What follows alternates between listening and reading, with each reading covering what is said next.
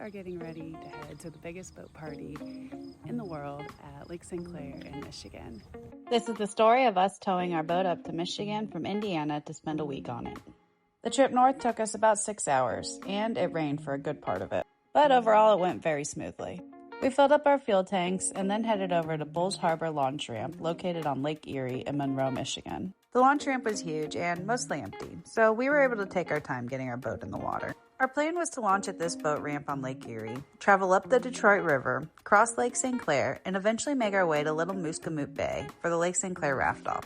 We got the boat launched around dusk and started across Lake Erie with an absolutely beautiful sunset behind us. Eventually it got dark, and we found ourselves idling and navigating the channel markers until we reached a marina where we could stop for the night. Early the next morning, we were back on the water and headed toward the Detroit River. Everything was going perfectly, until about halfway through the river, when one of our engines started throwing an alarm.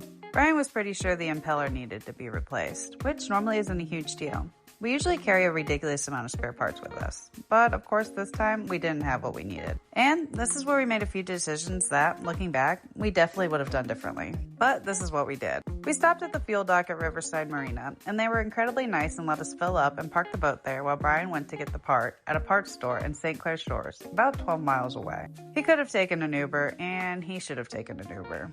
Instead, because the wait was so long, he decided to take one of our Segway scooters. We figured it could handle the 24-mile round trip, and technically it did, just at a much slower speed than a car.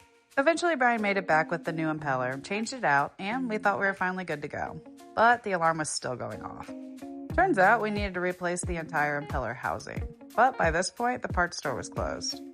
So, rather than mess the raft off completely, we decided to idle the rest of the way across Lake St. Clair to Little Muscatine Bay and deal with the engine once the parts stores opened back up on Monday. We slowly made our way across the lake and finally reached the bay right around sunset. And it was already packed. There were boats everywhere. We tried making our way toward the end of the massive line of boats, but we hit bottom a couple times. At that point, we were still on one engine, so we decided it would be best if we backed out, found a spot off to the side, dropped our anchors, and settled in for the night, right next to what would become one of the biggest boat parties we've ever experienced. But that's a story for the next video.